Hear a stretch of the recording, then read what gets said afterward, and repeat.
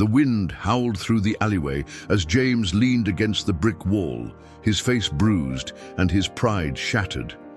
He had just been shoved to the ground, again. The boys at school called him weak, soft, invisible.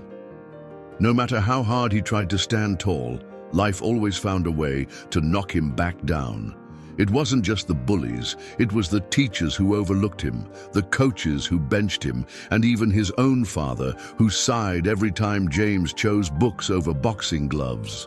In a world that seemed to value strength above all, James felt like a whisper trying to scream, but one moment changed everything. It happened the day his little sister, Lily, came running home from school with tears streaking down her cheeks.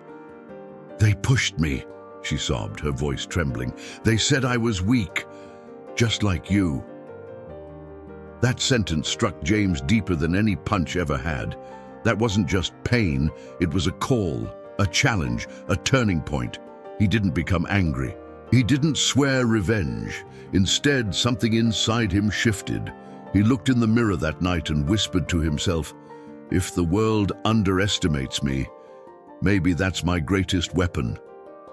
The next morning, James didn't try to become someone he wasn't. He didn't sign up for the boxing club or lift weights in secret. He started paying attention, listening, watching, observing how people moved, how they spoke, how they reacted. While the others tried to dominate with force, James started mastering something else: strategy. At school, when the bullies tried to corner him, he'd use timing to slip away. When a teacher dismissed his answer, he'd rephrase it calmly and ask a thought-provoking question that made them pause.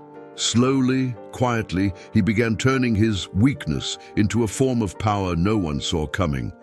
The real test came during the annual school-wide debate competition. James's school was known for its aggressive teams, loud voices, intimidating tactics, brash confidence.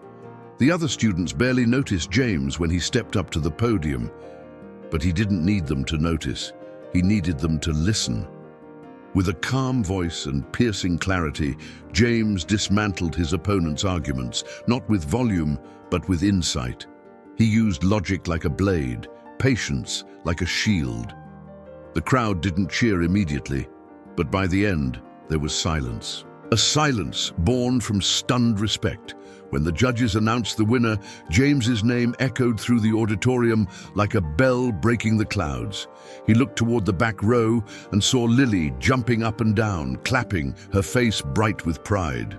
Later that night, as they walked home, she asked him, "How did you beat them without shouting?" James smiled. "Sometimes," he said, "power isn't about being the loudest or the strongest. Sometimes it's about seeing what others don't and using what you do have." From that day forward, James never tried to be someone he wasn't. He didn't chase power through force. He cultivated it through thought, through quiet effort, through persistence. The boy who was once laughed at for being too soft became the one people turned to when things got hard. He never forgot what it felt like to be called weak. But he also never forgot what it felt like to rise, not by being stronger than others, but by being smarter, calmer, and more determined. And that's the lesson he carried for the rest of his life. You don't need to be the strongest in the room to win the battle. You just need to refuse to give up. You just need to believe that your effort matters, because in the end, the world underestimates the quiet ones until they rise.